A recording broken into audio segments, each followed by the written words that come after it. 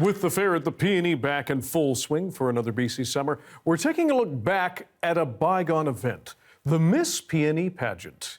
This one is from 1978, and you will probably recognize some familiar faces and voices. The format followed every beauty contest ever held, but it was well done and took place in the Coliseum before the largest crowd ever to see a Miss PNE selected. There were 37 contestants representing cities and towns throughout British Columbia, and the judges had a difficult time choosing. They reduced the field to 10 finalists, and the moment of decision was filled with tears and smiles. Here we go. Ladies and gentlemen, Miss Prince Rupert, Gloria Macarenko.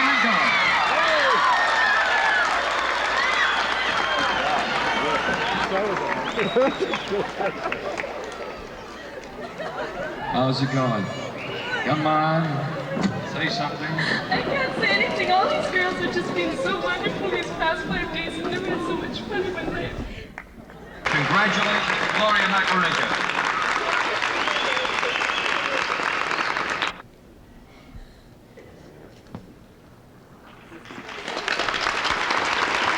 How about that, ladies and gentlemen?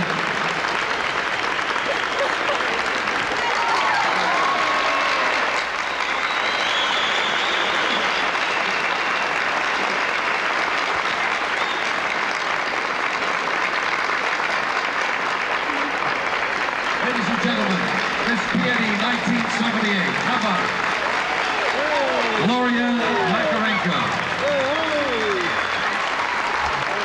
Flash forward just a few years. I'm now joined by Miss PNE 1978, the CBC's Gloria Macarenko. That is a slice of history. Isn't that a riot? What goes through your mind when you see that? I feel as if I'm watching someone else. It doesn't even feel like me. I mean, I had barely turned 17. I had never been to Vancouver before, let alone on a stage at the Pacific Coliseum in front of thousands of people. I'd never been to the PNE before. And so it was just one of those moments in time that it stayed ingrained in my memory. But when I actually see the images, it's like, what a riot. What a riot. And so many other young people around you. How did you end up there? So I had my arm twisted to go into the Miss Prince Rupert pageant. And again, I was never one of those young women who was like, oh, I want to be on a stage. I want to win a pageant and that type of thing. But there were a lot of courses and things that went along with them going into the Miss Prince Rupert pageant. And there were also some people that had been in before me that I very much admired, including our former Lieutenant Governor, Iona Campanolo. She was a Miss Prince Rupert at one point. And the very first Miss PNE ever back in 1948 was Margie Brain from Prince Rupert.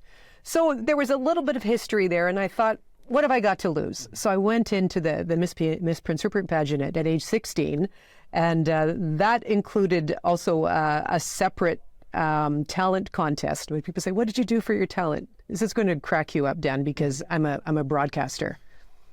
Guess what I did for my talent? I did mime. Mime in whiteface to send in the clowns. And honestly, I think back on that performance, I had a friend of mine help me with the choreography, and it made a lot of people cry. No, it was something really, really special. And no, I did not pursue mime later in my career. But tough to do in radio. And there was no talent portion in the Miss PNE pageant. But here they have more than 40 girls from across the province representing their individual towns and cities. They put us all up in the Hotel Vancouver. I was rooming with a lovely young woman from Hazelton. She was Miss New Hazelton, Tina Gagir. Beautiful Indigenous girl, and it ended up after the pageant, the girls had voted her Miss Congeniality as well. And this all sounds so, I don't know, it sounds like ancient history that we even have these kinds of titles, but really this was not a big corporate event. This was the PNE pageant. This was the farm fair. This was an opportunity to bring together communities from across the province. I think it had much more of a provincial feel back then. Now maybe it's a little bit more Metro Vancouver centric. And when you see that Phil, I guess we can call it that, you are on stage. The great Red Robinson, radio legend, is emceeing. Yeah. You get a kiss and a hug from Premier Bill Bennett and his wife Audrey. In front of thousands of people, as you said, perhaps more community and provincially minded than it is now? Well, yeah, it had a really important board as well. Erwin Swangard headed up the board. Grace McCarthy was the then tourism minister at the time. That was very much under her umbrella as well. A lot of Vancouver councillors sat on the PNE board as well. So it was much more of a municipal and provincial entity at that time as well. Pageants are, perhaps we don't have as many of them. Miss PNE ran from, I think, 1948 to the early 90s. Yeah. When you look back on that and think to now, do you think those kinds of pageants have a place now? Those kinds of pageants, I think that's sort of where we have to concentrate. I mean, the kinds of pageants we're familiar with now are Miss World or Miss Universe, and these are big corporate productions, right? This was something very different, and I admire, the board of the PNE back in the early 90s. I think it was in 92 or 93, where they ended up replacing the Miss PNE pageant. So you're not having the gowns and the hair and the interviews to the same extent. They were looking for a youth ambassador program.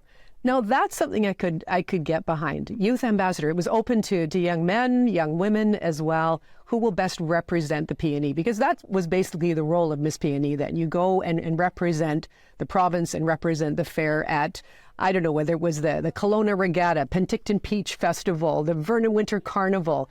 And you'll remember Frank Ney, the mayor of Nanaimo, and Sea Festival, the Sea Festival and the bathtub race and all that kind of thing was so important. And so you went as that representative. So would it be such a bad idea to have a young ambassador?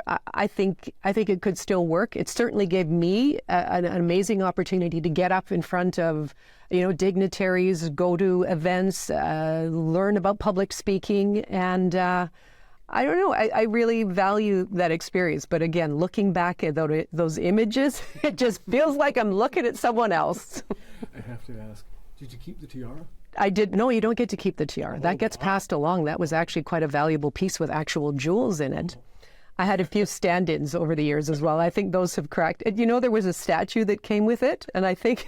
you're holding it. Well, you'll see it in some of the images. I think my sister sold that in a garage sale in Prince Rupert a few years afterward. I mean, we use that to clear things out. So the banners, the tiaras, all that kind of thing. But I have the photographs and the memories. Gloria, you're a good sport. Gloria Macarenko, thanks so much. Thank you.